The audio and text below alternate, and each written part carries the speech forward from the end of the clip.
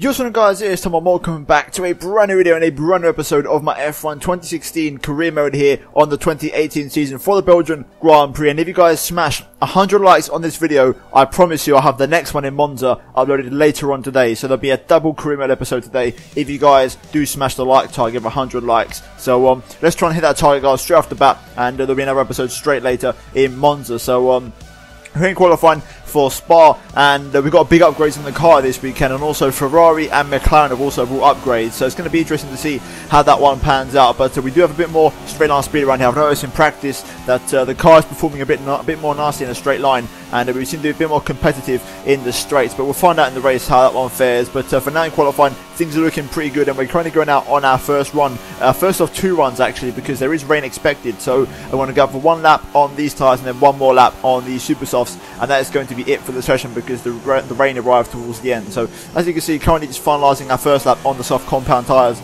and pretty competitive lap time actually, not too far off the pace. P3 there ahead of Gasly, and not too shabby of an opening lap there from me in qualifying. But we're now going to move into the main lap, the one that matters the most, and that is the fastest lap of the day on the super soft compound. So here we go then, gearing up for a lap of Spa, my favourite circuit, as we go into turn 1, 100 metre board on the left hand side, down the second gear, pick up the apex, and then now just squirt on the traction bit by bit and get a good exit down the hill. And now you prepare yourself for the infamous ride through the Eau Rouge corner here. 8th gear, pull over to the left hand side, and then just keep it absolutely flat out over the top of the hill, blind over the top at Radion, and then onto the Camel straight here. DRS wide open over the kink, and basically right now you're just counting down the seconds before the brake zone. 100 metre board for the Les Combes chicane section, so just after the 100 metre board if you're really feeling lucky here. 4th gear through this little section of corners, and then Malmedy on the exit here. 6th gear, just trying to get the gearing right, and then downhill for turn 8 Rivage, one of the corners that you most understeer in Formula 1, off camber corner there,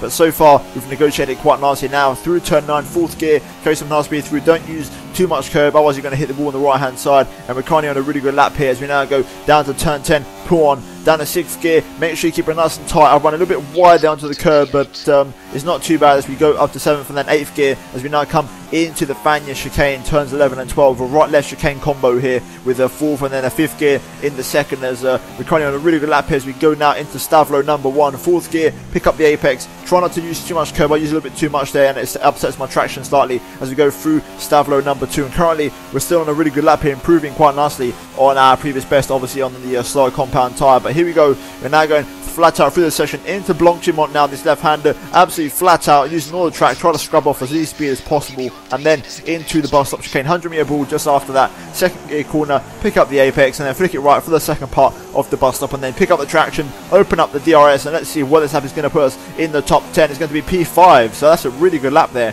and a really good position actually compared to recent races where we've got a history of just qualifying on the 4th row of the grid this season with the Audi car. But P5 in qualifying is a very welcome change, and just a testament to the upgrades that we have on the car this weekend. Meanwhile, Fernando Alonso could only do P10 as you can see, so I definitely managed to extract more out of the car than him. But overall, a very solid qualifying session here, and as you can see, we're going to drop down to P6 come the end of it, but it promises to be a very exciting race here for the Belgian Grand Prix.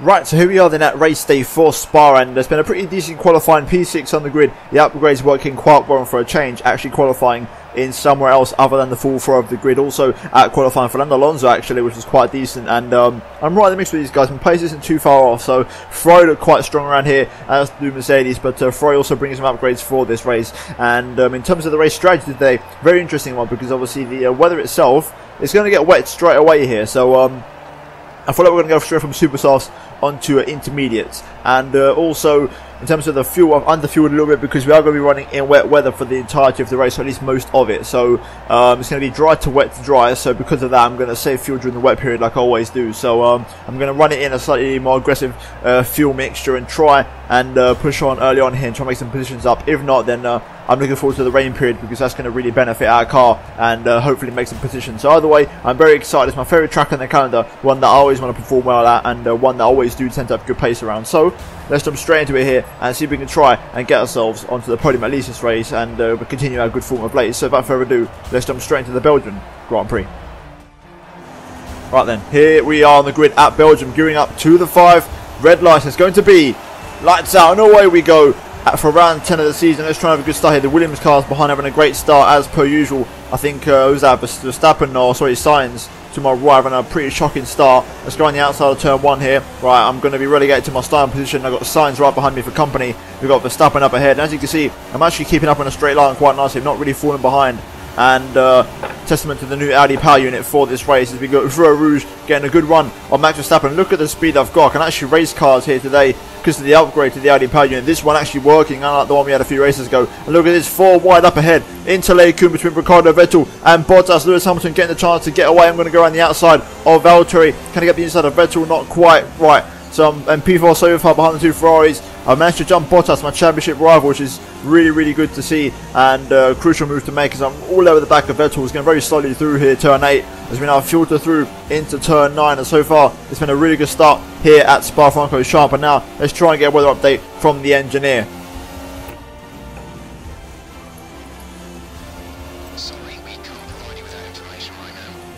Right, so no information there, so we're going to have to continue on for now. I'm going to guess the rain is about 5 minutes away. That'd be my estimation. I mean, looking at the skies, it looks pretty dark. So here we go then, going through the fan chicane into Stavlo 1. Let's try and have a good exit here. Let's see what our straight line speed's like on this back straight as we go through the second Stavlo. And now we're going to see what we're really like in a straight line. As here comes Bottas. I'm running fairly average aero. I'm running 5.5 aero. And here comes Bottas. He's picking up a toe, but he's nowhere near as fast as he once was. And I've actually got some good straight line speed here. So, like I said, the upgrade really paying off here. And you can really notice the difference on the Audi cars. Bottas is looking around my outside at the chicane at the bus stop, but there's no way through there. And I'm going to hold on to my position quite nicely. And it is now raining, I think. I can see a few spits of rain. So, yeah, it's already raining here at Spa. So, we're going to be getting over to intermediates very soon here. Okay, on to lap 3, the rain is really coming down. I've had a great run through Rouge here, and I've got DRS on Vettel. I think Vettel's got some sort of issue because he's going very slowly all of a sudden. And I'm going to make the move, and look at the straight line speed I've got. Purple first sector. The track is starting to get a little bit wet now, so this is going to be the lap that I'm going to pit for Inters. It may not be the right time, but I also don't want to really cost Alonso much time, even though he's pretty far back in traffic. I don't think we'll stack up either way. I don't want to cost him any time because I want him to try and have a recovery through the field. And here we go then. We're getting a strategy change, so we're going to confirm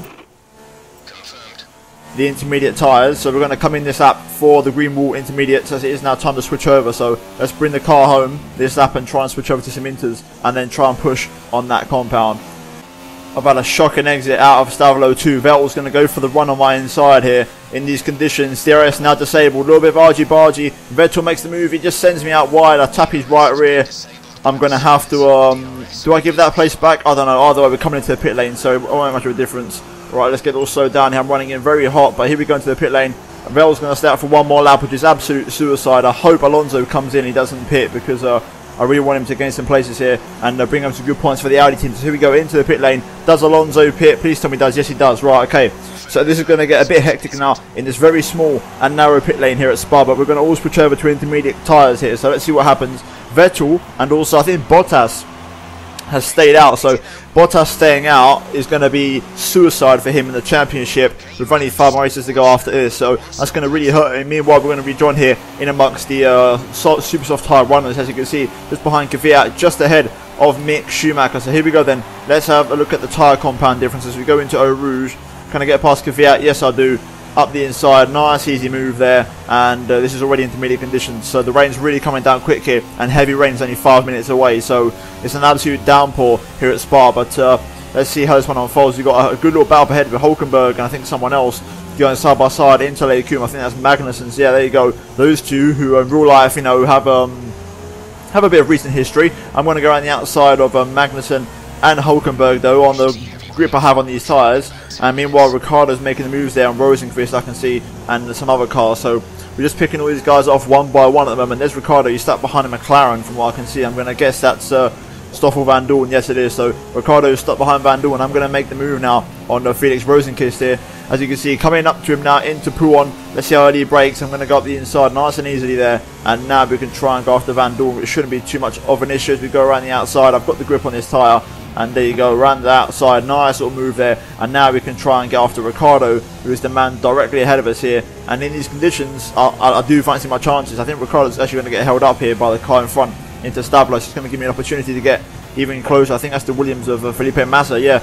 Massa staying out one more lap, so Stroll obviously favouring from the pit stops, but as you can see, Massa costing Ricciardo hand over fist. And look at this, I've had a great exit out of the corner. I'm going to pick up a toe on Felipe Massa. I'm going to just watch out because Massa's going to brake really early here, so I'm just going to take the inside line, and I'm right at the back of Daniel Ricciardo here, so that's giving me a huge opportunity now to get past the Honey Badger. Meanwhile, I can just see Bottas there, and also that's a Red Bull making their way into the pit lane on dry tyres, so those guys have lost basically a whole pit stop worth of time. So right now we're behind Ricciardo in a net third place, and it's time to really crank it up and try and get past the Honey Badger here. Right, similar to Sebastian Vettel, had a great run through Eau Rouge. I'm picking up a toe, no DRS enabled, so I'm just not quite close enough to Ricciardo, but wow, that was almost a cheeky little move there. I'm very impressed with the straight line speed of the car here this race, and the upgrade, I'm very impressed at how well it's working, so good job there from the Audi boys to really make this upgrade as effective as it has been so far. Right, so the heavy rain has officially arrived, and the track conditions are getting worse, but they're not getting super bad. I'm going to pit though for full wet tyres. I think this is a good time to cross over onto them compounds. Also, heavy rain will drop in about 15 minutes, so I think that's too long to stretch it on Inters because it's a 2-minute lap around here, so there's a lot of corners and a lot of lap time that you could be losing. So I'm going to switch over to heavy rain tyres or full wet tyres, but it's hard to really time the crossover from Inters to full wets because it's not really a crossover I do that often, and it's hard to really tell. All you can really look at is the tyre temperatures, and they were dropping slightly, that's what I know. So I'm going to come in for full wets and see if I can switch these on, and I'm going to see if I can keep up with this sort of train of 3 cars, and then I know what my pace is like and if I've made the right choice. But right now the rain is coming down quite severely, so I'm guessing it will be full wet conditions very soon. Right, I'm currently losing a second sector to Sainz up ahead. I don't know why, because the track is absolutely drenched and the rain that's coming down is unbelievable. So I don't know when it's going to cross over, but right now the Inters still seem to be working, which is really shocking to me in these conditions. So let's see what happens, but I really hope it starts to get really wet soon. The heavy rain's going to stop in around 10 minutes, so surely the AI can't survive on Inters, otherwise I'll be very surprised. Okay, now all of the AI have come in for full wets, and I've actually lost a lot of time to Ricciardo and Hamilton. They're going to rejoin on fresh full wets, and they've actually gained a lot of time on me there, so that undercut has really not worked, and I definitely went too early onto the full wets. But the thing is, it's so hard to tell and time the crossover, but either way, I'm going to have a few more chances this race to get them, as we are going to eventually, hopefully, end the race in dry tyres somehow, so we'll see how that one goes. Okay, so a bit of a sit rep. It's now intermediate conditions. I'm coming in this lap for intermediates. Meanwhile, the front two has just pulled away. They're 10 seconds up the road. It's the first time I can say I haven't had the pace in wet conditions. Meanwhile, Seb Vettel behind is pretty damn quick, and he's 5 seconds behind me. So it looks like we could be looking behind us the rest of this race and not in front of us, as Lewis and Ricciardo come to the pit lane for a set of Inters, which I'm also going to follow suit with. As we come into the pit lane, make sure we don't speed, hit the 80, there we go. Vettel's also coming in behind, so no one's staying out for an extra lap. And I'm just looking at Ricciardo's on Inters. Right, so, it's just so frustrating. For a second I got excited thinking he went into the wrong compound, but then I just realised, oh wait, we are switching on to Inters. Right then, so, this could be a pretty boring end to the race. My only chance now is that we get a safety car or something, or there's a chance that we go into dries and the AI stay out on Inters, or vice versa. We'll have to wait and see. Either way, it is now intermediate conditions. Okay, so a small little sit rep. I'm now the fastest man on the track in these conditions. I'm starting to go faster. Lewis Hamilton is out of the race. That is a big one. Bottas is now up into P4, and I am the fastest man on the track right now. I'm catching Daniel Ricciardo, but Lewis Hamilton out of the Belgian Grand Prix. That is an absolute shocker. Pulled over on the right hand side there, you can see him on the track, so something's going on wrong there for the Mercedes driver, so that is a big game changer. I'm currently hunting down Ricciardo, but I think Ricciardo has got too much of a gap for me to get past him. I mean, I'm going to try my hardest. I am catching him quite a lot, and the gap was pretty much 11 seconds like 3 laps ago. Now it's down to 8.9, and I can give it a crack, but I need the track to dry out now to give me any chance of strategy to try and catch him. I really don't know why now all of a sudden I've found so much time. Like in the interstint early on in the race, Ricciardo was faster than me. Now I'm faster than him. Okay, now I'm in rich mix and I'm pushing on the richness, but even still, I don't think that warrants the time difference. I mean, the first sector is where I'm fastest, and I mean I'm even doing purples there, as you can see, and the gap's down to 7.3. We've got 3 whole laps left, and we need a bit more of a miracle. I think we're going into the end of the race here, so I'm going to have to find a bit more time elsewhere to catch him, but I'm giving it a bloody good crack. Okay, the rain has officially stopped and I'm really pushing hard here. The gap's down to 4.9 and we've got pretty much a lap to go. I'm going to try my hardest. I've still got Rich, I think, for one more lap, but I just think Ricardo's a bit too far. I'm catching about 2.5 seconds a lap, but I don't think I'm going to be able to do it. I'm going to still try though. Flat out through a Rouge in these intermediate conditions.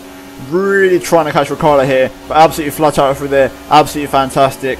Let's see how much we've gained in this first sector. The gap was 4.6 across the line. Let's see what it is now. 3.6, a whole second in the first sector. I don't think I'm going to make it, but I'm giving it a bloody good go.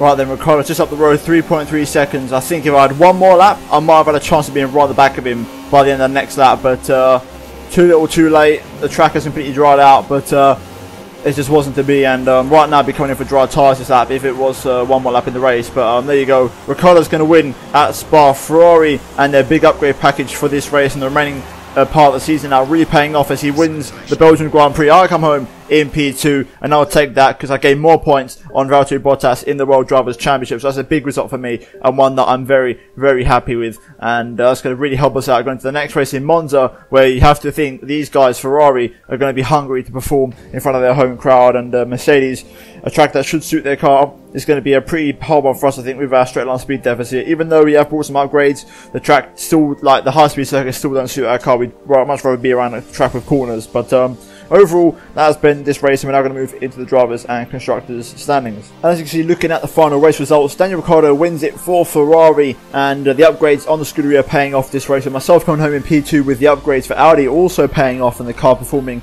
very nicely around the circuit with Bottas. Damage limitation, bringing it home in P3 with Carlos Sainz in 4th, Sebastian Vettel in P5 in the other Ferrari, Max Verstappen in P6, and then McLaren Honda there.